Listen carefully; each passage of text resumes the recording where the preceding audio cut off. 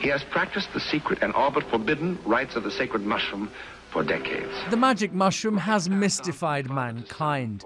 This 1961 documentary took program makers to the farthest corners of Mexico to question native shaman about the fungi's telepathic powers.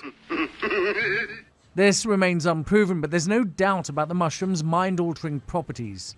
Recreational drug users have been tripping on magic mushrooms for decades, even though it's now a Class A drug. But it's claimed the psilocybin compound that gives these mushrooms hallucinogenic powers can be used to treat depression. We thought people see hallucinations and see coloured lights, that the brain would be turned on, but it was turned off. And that was remarkable.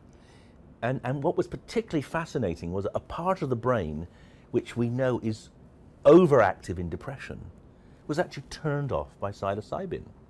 Professor Nutt is no stranger to controversy. He was sacked as the government's chief drugs advisor for arguing LSD was less dangerous than alcohol and calling for cannabis to be decriminalised.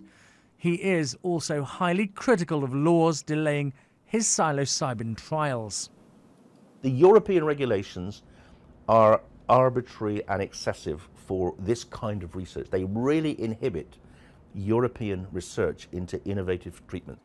Erica Rex survived breast cancer, but the treatment came at a cost. It sent her into a deep depression that, in her own words, left her looking for ways to kill herself. The search for answers led her to an American clinical trial testing psilocybin. Cancer patients, most of us, tend to fixate on our cancer. Well, even if our prognosis is good, am I going to get better? Am I going to get worse? Am I going to have a recurrence? How is it going to be next year? I'm scared of my mammogram. Whatever it is. Very hard to get out of that.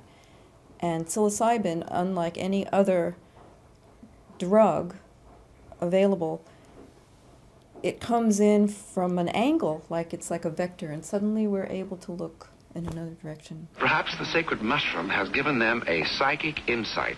Erica Rex's case is proof for researchers arguing the case for the psychedelic fungi. For her and Professor Nutt, there's no magic in the mushroom. It is just science.